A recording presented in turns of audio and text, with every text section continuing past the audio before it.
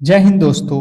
आज हम लोग करने वाले हैं इस क्लास में आरआरबी एनटीपीसी जो आप लोगों का ग्रेजुएट लेवल लेवल का एग्जाम जो है 18 मार्च का जिनका भी पेपर होने जा रहा है उनके लिए ये स्पेशल समझ लीजिए कि वायरल प्रश्न पत्र है। क्योंकि देखिए जिस तरीके से अब तक जो है 2 दिनों का पेपर हुआ है, कल जो है 16 मार्च और आज 17 मार्च 2 दिनों का पेपर समाप्त हो चुका है। और इसमें जिस तरीके के प्रश्न पूछे जा रहे हैं और जहाँ जहाँ जिस जिस टॉपिक से पूछे जा रहे हैं, बिल्कुल ही आप लोगों को मैंने उन्हीं प्रश्नों के जो भी महत्वपूर्ण प्रश्न है यहाँ पे मैंने रखा हुआ है। और मुझे लगता है कि जिनका भी पेपर कल है उनके लिए ये रामबाण होगा। ठीक है, 100% जो भी मेरे दोस्त अब से कुछ समय बाद ही आप लोगों का पेपर जब 18 मार्च में फर्स्ट शिफ्ट या सेकेंड शिफ्ट या थर्ड शिफ्ट किसी भी शिफ्ट में अगर आप एग्जाम देने जा रहे हो तो आपके लिए ये रामबाण सिद्ध होगा प्रश्न। क्योंकि इन्हीं प्रश्नों ऐसा ही प्रश्न इन्हीं टॉपिकों के प्रश्न आज जो है एग्जाम हॉल में पूछे गए हैं। तो बिल्कुल एक जो है यहाँ पे रेलवे का नियम होता है, बिल्कुल उस पैटर्न पे ही प्रश्न पूछे जाते हैं। तो इस क्लास को मैं कहूंगा कि जिनका भी पेपर 18 मार्च को होने जा रहा है, बिल्कुल इस क्लास को स्किप मत करिएगा। हर एक प्रश्न आप लोगों को कराऊंगा जो आपके एग्जाम हॉल में आने वाला है, बिल्कुल ही इस क्लास को स्किप मत करिएगा। और आपको ऑल सब्जेक्ट कराऊंगा, ठीक है।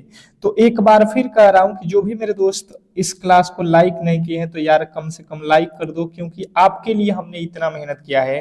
तो आपका भी दायित्व बनता है कि इस क्लास को कम से कम यार लाइक कर लो। और चैनल को सब्सक्राइब नहीं किए हो तो सब्सक्राइब कर लो, क्योंकि आपके एग्जाम से रिलेटेड जो भी इंफॉर्मेशन है सबसे पहले आपको इसी चैनल पर मिलता है, रीजनिंग सीखो यूट्यूब चैनल। तो आप इसको सब्सक्राइब करके रखोगे तो बहुत ज्यादा लाभ होंगे, ठीक है। तो पहले प्रश्न से स्टार्ट करेंगे। सभी लोग एक बार क्लास को शेयर लगा दो, पहले प्रश्न की ओर चलेंगे। और आप लोगों के लिए मैथ का भी यहाँ पे प्रश्न मैंने रखा है, रीजनिंग का भी और जीके करंट अफेयर, ये जो 4 सब्जेक्ट आप लोगों के पूछे जा रहे हैं बिल्कुल ही उसको निचोड़ कर रख दिया है। क्लास कर लो, उसके बाद एग्जाम हॉल में चले जाओ, 100% आप एग्जाम को क्रैक कर लोगे, ठीक है।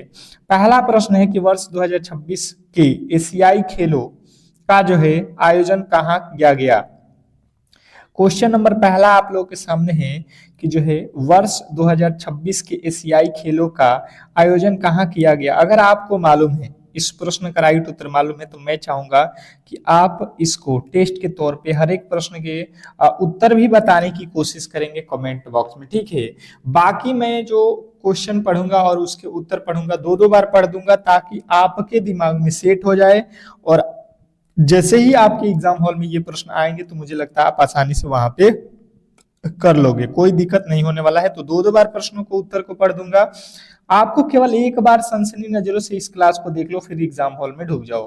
तो आइची नागोचा ये है जापान में।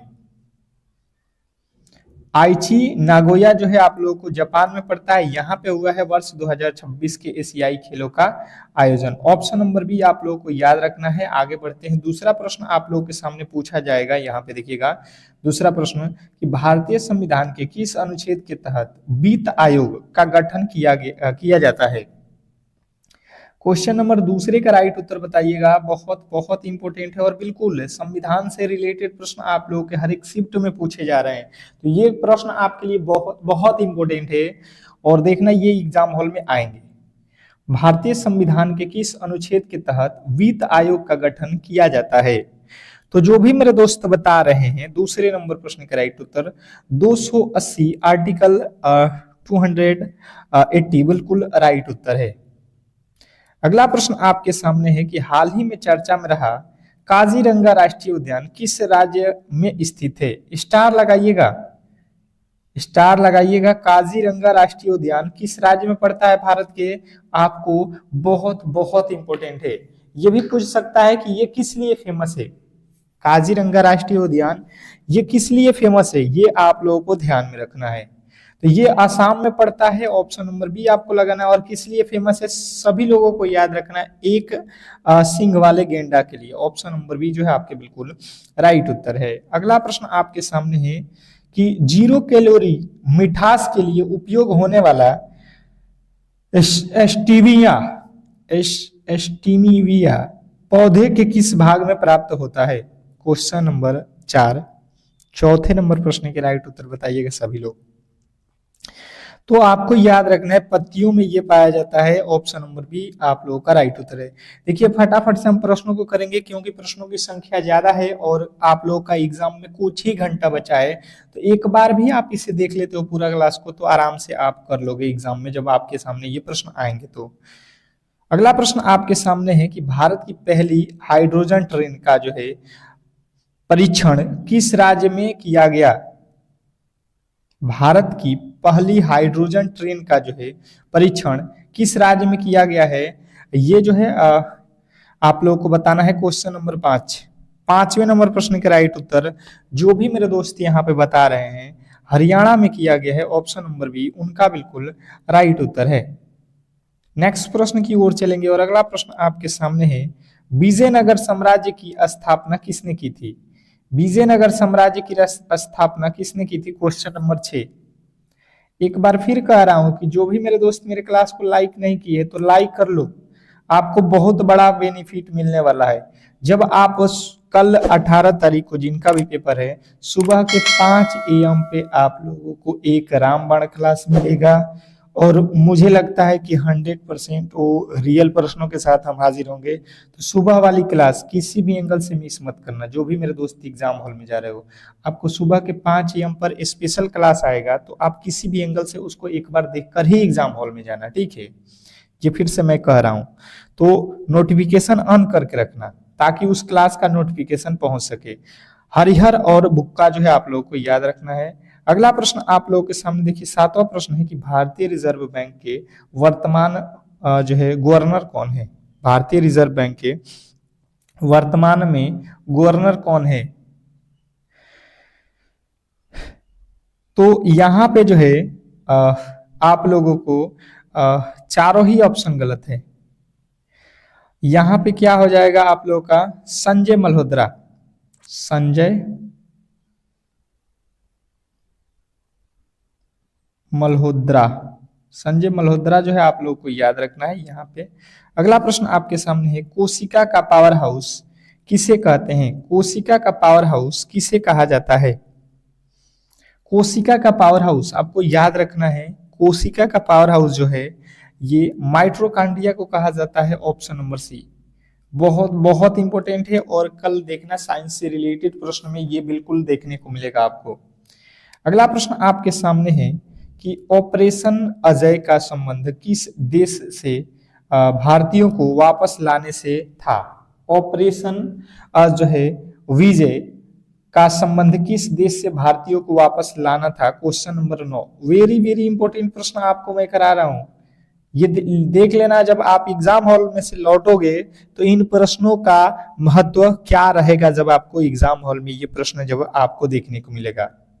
तो इजराइल जो है आप लोग के राइट उत्तर है। ऑप्शन नंबर बी हाल फिलहाल के क्वेश्चन भी मैंने रखा हुआ है क्योंकि हाल ही फिलहाल के क्वेश्चन ज्यादातर पूछे जा रहे हैं करेंट के, ठीक है। तो बिल्कुल घबराने वाली बात नहीं है, आप करके आओगे। विश्व का सबसे गहरा जो है महासागर कौन सा है। विश्व का सबसे गहरा पूछा गया यहाँ पे देखिएगा गहरा महासागर।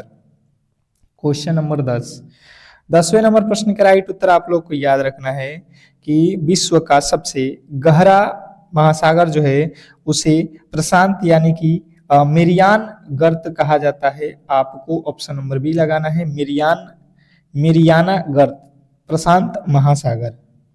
अगला प्रश्न आपके सामने है कि अनुच्छेद 32 को किसने संविधान की आत्मा कहा। अनुच्छेद 32 को किसने संविधान की आत्मा कहा। क्वेश्चन नंबर 11 बहुत बहुत इंपॉर्टेंट है। तो जिन्होंने बताया है कि अनुच्छेद 32 को जो है यहाँ पे डॉक्टर भीमराव अंबेडकर ने जो है आत्मा कहा है संविधान का। ऑप्शन नंबर बी उनके बिल्कुल राइट उत्तर है। नेक्स्ट प्रश्न आपके सामने है नीति आयोग के वर्तमान अध्यक्ष कौन है। नीति आयोग के वर्तमान में अध्यक्ष कौन है। क्वेश्चन नंबर 12, 12वें नंबर प्रश्न के राइट उत्तर बताएंगे। नीति आयोग के वर्तमान में अध्यक्ष कौन है। तो जो भी मेरे दोस्त बता रहे हैं नीति आयोग के वर्तमान में अध्यक्ष सुमन वेरी ऑप्शन नंबर ए हैं, उनके बिल्कुल राइट उत्तर है।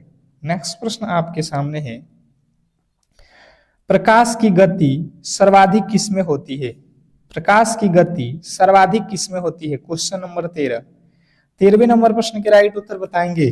प्रकाश की गति सर्वाधिक किसमें होती है? तो जिन्होंने बताया यहाँ पे निर्वात में कितना चाल होता है? 3 गुणे 10 के पावर 8 मीटर पर सेकेंड। ये भी आपको याद रखना है, ये भी पूछ देता है, तो गलती नहीं करना है। बिल्कुल क्लियर आपको बता रहा हूँ, एक एक प्रश्न आपको करा रहा हूँ, बहुत मेहनत से हर एक प्रश्न चुना गया है। ठीक है, अगला प्रश्न आपके सामने, असहयोग आंदोलन को किस घटना के कारण स्थगित कर दिया गया था? यहाँ पे पूछ देगा कि असहयोग आंदोलन कब हुआ था, तो आपको याद रखना है 1920 में। 1920 जो है आपको ये भी बिल्कुल ही याद रखना है। और पूछेगा कि सविनय अवज्ञा आंदोलन कब हुआ था, तो 1930 में। ये आप लोगों को गलती नहीं करना है किसी भी एंगल से। असहयोग आंदोलन 1920। ठीक है, यहाँ पे पूछा गया कि इसको किस लिए स्थगित कर दिया गया, इसको कब किस लिए बंद कर दिया गया, तो चौरी चौरा हत्याकांड के लिए बंद कर दिया गया। ये कब हुआ था? 1922 में। ये भी आप लोगों को क्लियर याद रखना है, क्योंकि ये भी पूछ सकता है कि चौरी चौरा हत्याकांड कब हुआ था, तो आपको याद रखना है 1922। नेक्स्ट प्रश्न आपके सामने है कि हाल ही में मिस यूनिवर्स 2025 का खिताब किसने जीता? हाल ही में मिस यूनिवर्स का खिताब किसने जीता, बताइएगा। क्वेश्चन नंबर 15 नंबर प्रश्न के राइट उत्तर बताएंगे। तो जिन्होंने बताया है यहाँ पे ऑप्शन नंबर बी, विक्टोरिया कजायर थेलविग, उनके बिल्कुल राइट उत्तर है। नेक्स्ट प्रश्न आपके सामने है, विटामिन B12 में कौन सी धातु पाई जाती है? विटामिन B12 में कौन सी धातु पाई जाती है? Question number 16। 16वें नंबर प्रश्न के राइट उत्तर बताएंगे सभी लोग। तो विटामिन B12 में आपको याद रखना है कोबाल्ट धातु पाया जाता है। ऑप्शन नंबर सी जो है आपके बिल्कुल राइट उत्तर है। नेक्स्ट प्रश्न आपके सामने है, भारत में स्थानीय स्वशासन का जनक किसे माना जाता है? भारत में स्थानीय स्वशासन का जनक किसे माना जाता है? Question number 17। 17वें नंबर प्रश्न के राइट उत्तर बताएंगे सभी लोग। क्वेश्चन नंबर 17 पूछा गया है, भारत में स्थानीय स्वशासन के जनक किसे माना जाता है? तो जो भी मेरे दोस्त बता रहे हैं कि स्थानीय स्वशासन के जनक यहाँ पे लॉर्ड रिपन को कहा जाता है। ऑप्शन नंबर बी उनके बिल्कुल राइट उत्तर है। ये सारे प्रश्न एक बार आप याद कर लो, देख लो, 100% ये प्रश्न आपको सिलेक्शन दिलाएंगे। इंद्रधनुष बनाने का जो है मुख्य कारण क्या है? इंद्रधनुष बनाने का मुख्य कारण क्या है, मतलब इंद्रधनुष क्यों बनता है, इसके कारण हमें बताना है। Question number 18।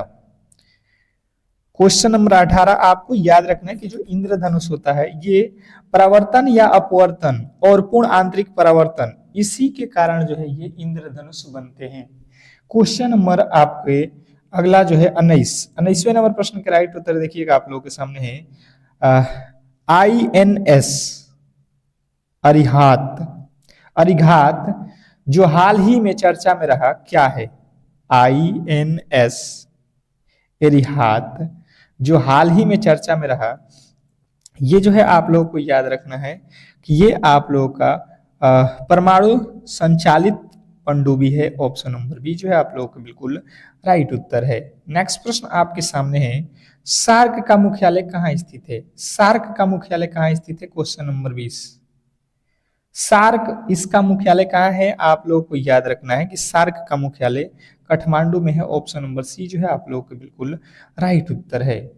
अगला प्रश्न आपके सामने देखिएगा, यहाँ पे गणित के प्रश्न स्टार्ट हो चुका है, ठीक है। और फिर कह रहा हूँ कि जो भी मेरे दोस्त मेरे क्लास को लाइक नहीं किए हो तो कम से कम यार लाइक कर दो और चैनल को सब्सक्राइब करके बेल आइकन दबा दो। अगर 5 AM वाली क्लास देखना है तो कहीं ना कहीं आपको सिलेक्शन लेना है तो 5 AM वाली क्लास सुबह के आप लोगों को मिल जाएंगे। अगर आप बेल आइकन को दबा के रखोगे तो नोटिफिकेशन आप तक पहुंच जाएगा, ठीक है। और कहीं ना कहीं आपको रियल प्रश्न पत्र आपको करना है तो सुबह के 5 AM हमसे जोड़ना पड़ेगा। कह रहा है कि एक फल विक्रेता ने 5 रुपए में 6 की दर से केले खरीदे और 6 रुपये में 5 की दर से बेचे। उसका लाभ प्रतिशत जो है हम लोगों से पूछा गया है कि उसका लाभ प्रतिशत क्या होने वाला है। देखिए मैं तो कहूंगा कि इसको स्टार लगा लो। बिल्कुल ऐसे प्रश्न आपको एग्जामिनर दे रहा है, ठीक है, बिल्कुल ऐसे प्रश्न आपको एग्जामिनर दे रहा है, पर आपको यहाँ पे जो है सीख कर जाना है। एग्जाम हॉल में जो प्रश्न आ रहे हैं उन टॉपिकों को मैं करा दे रहा हूं ताकि आप एग्जाम हॉल में किसी तरीके का गलती ना करो। देखिए 5 रुपये में 6 के भाव से ये इसने खरीदा है और फिर कह रहा है कि 6 रुपये में यहाँ पे 5 के दर से बेच दिया है। यहाँ पे देखिए ये है वस्तु और ये है रुपए। अब यहाँ पे आपको करना क्या होता है कि तिरछा तिरछी गुणा कर लो, इस 5 से इस 5 में गुणा करो, 5 पचे 25 और यहाँ पे गुणा कर लो 6 का 36, यानी कि आप समझो 25 रुपया का कोई सामान खरीदे हो और 36 रुपया में बेच रहे हो।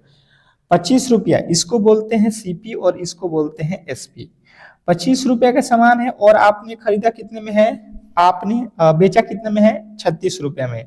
आपको लाभ कितना हो जाएगा यहाँ से 11 रुपया का, 11 रुपये का लाभ हो जाएगा कितने पे, 25 पे, और गुणे आपको परसेंटेज में बताना है तो गुणे 100 कर लेना, क्योंकि परसेंटेज निकालना है तो गुणा 100, 25 चौका 100, 11 4 44, 44% का आप लोगों का लाभ हो जाएगा। ऑप्शन नंबर बी बहुत बहुत इंपॉर्टेंट प्रश्न है, आप इसको स्टार मार्क कर लेना और कहीं ना कहीं अगर सिलेक्शन लेना है तो आप ऐसे प्रश्नों को सीख लो, अभी भी टाइम है आप लोगों के पास।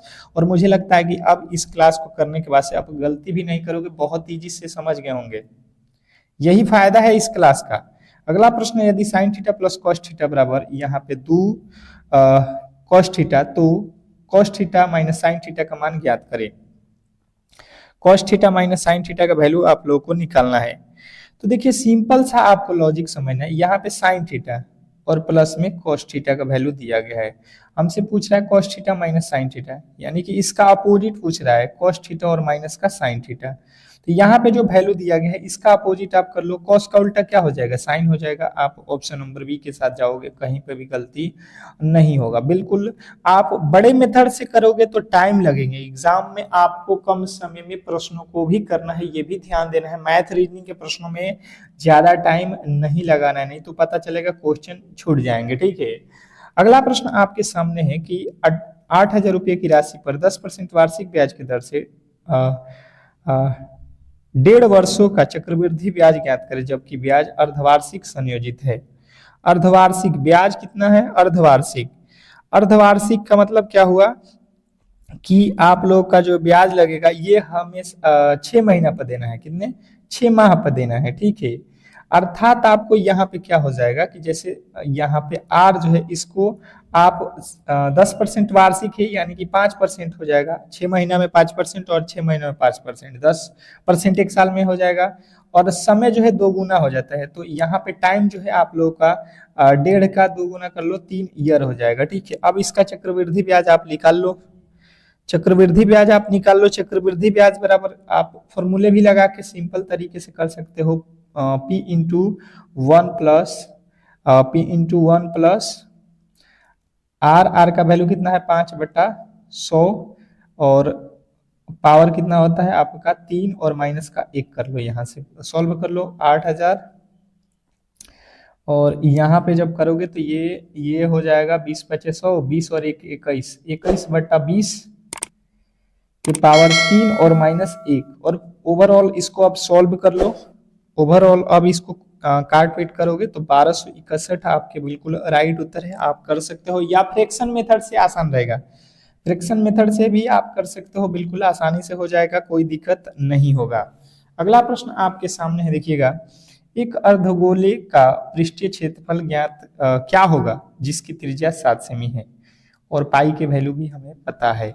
तो सबसे पहले क्षेत्रमिति के प्रश्नों को सॉल्व करने से पहले आपको फॉर्मूले जो है याद होना चाहिए, ठीक है, तब भी आप क्षेत्रमिति के फॉर्मूले याद रहेंगे तो ही प्रश्नों को सॉल्व कर सकते हो। होते बहुत इजी हैं यहाँ पे क्षेत्रमिति के प्रश्न, पर आपको फॉर्मूले याद नहीं होते हैं, यही गलती होता है, ठीक है।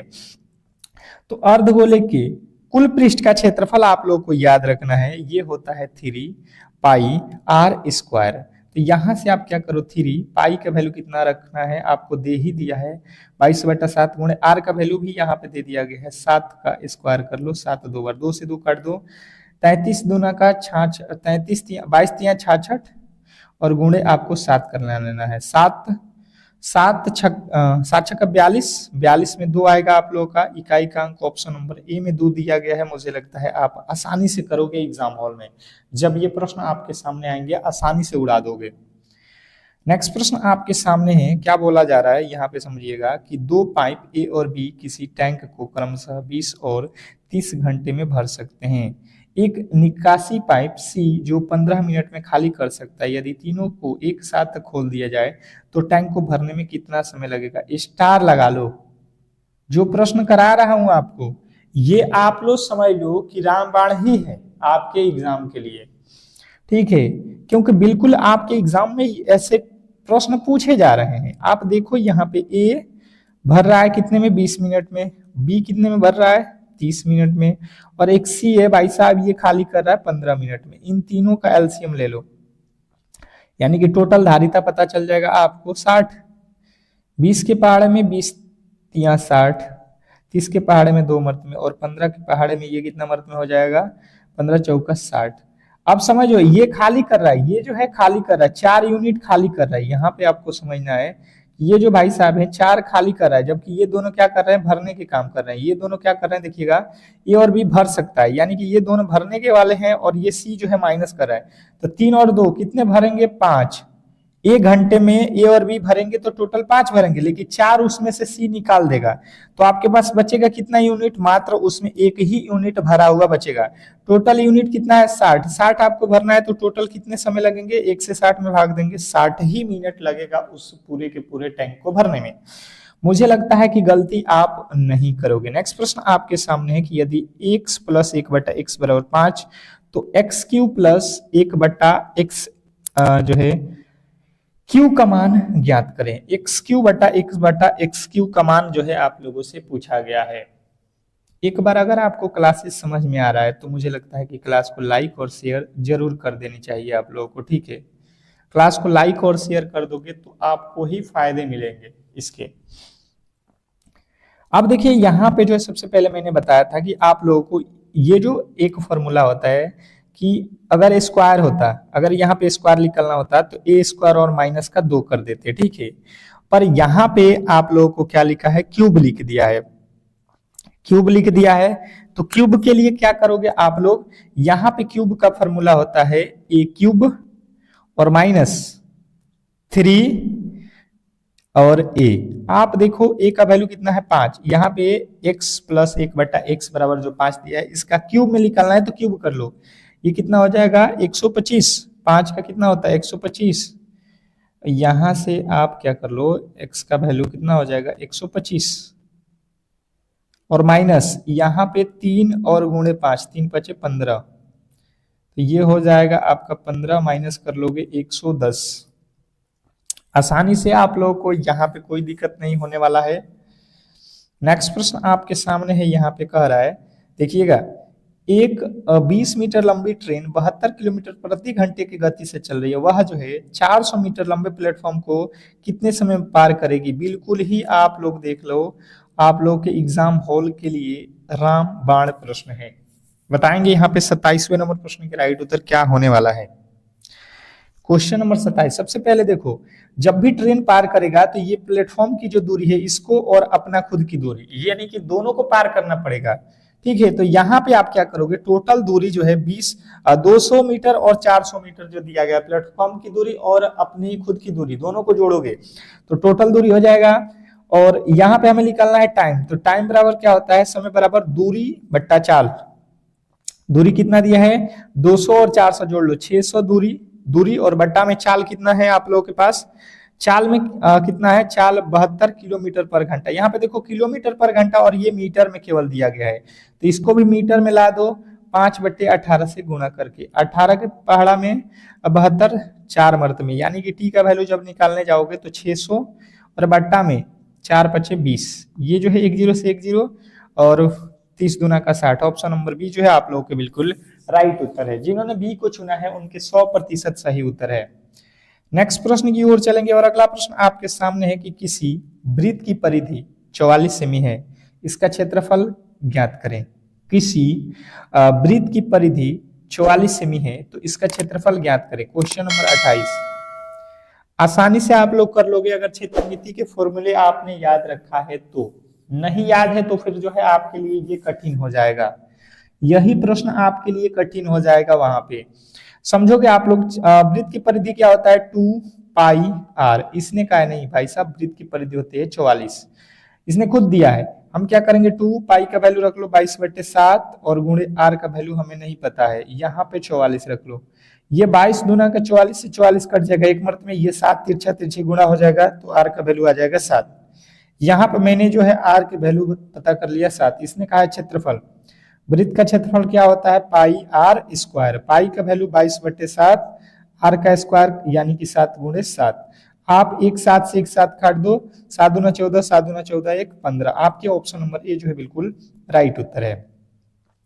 अगला प्रश्न आपके सामने एक समान समचतुर्भुज के विकर्ण 12 और 16 दिया गया है 16 सेमी।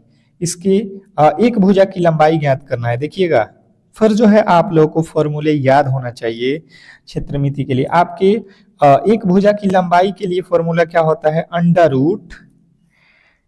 √d/2 यानी कि 12/2 का स्क्वायर प्लस आपका 16/2 का स्क्वायर।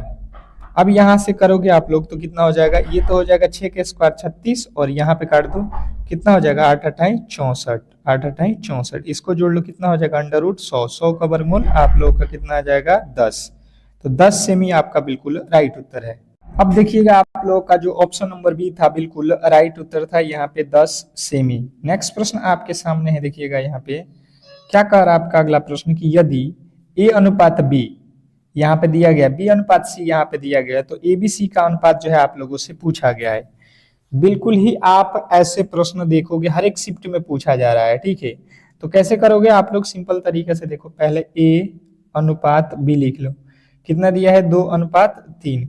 फिर से b/c दिया है यानी कि b/c यहाँ पे दिया गया कितना 4/ यहाँ पे 5। यहाँ से 3 को आगे बढ़ा दो और इधर 4 को आगे बढ़ा दो, ठीक है। अब यहाँ से किसका निकालना है एबीसी का, तो ये गुणा कर लो 4 दूना 8, 3 चौका 12 और 3 पचे 15। यहाँ पे आप देख लो 8/12/15 जो है ऑप्शन नंबर ए आप लोगों का बिल्कुल राइट उत्तर है। नेक्स्ट प्रश्न आपके सामने है, देखिएगा श्रृंखला से रिलेटेड प्रश्न आप लोगों के सामने यानी कि रीजनिंग के प्रश्न आ चुके हैं। कह रहा है कि श्रृंखला को पूरा करो। श्रृंखला को क्या करना है आप लोगों को पूरा करना है।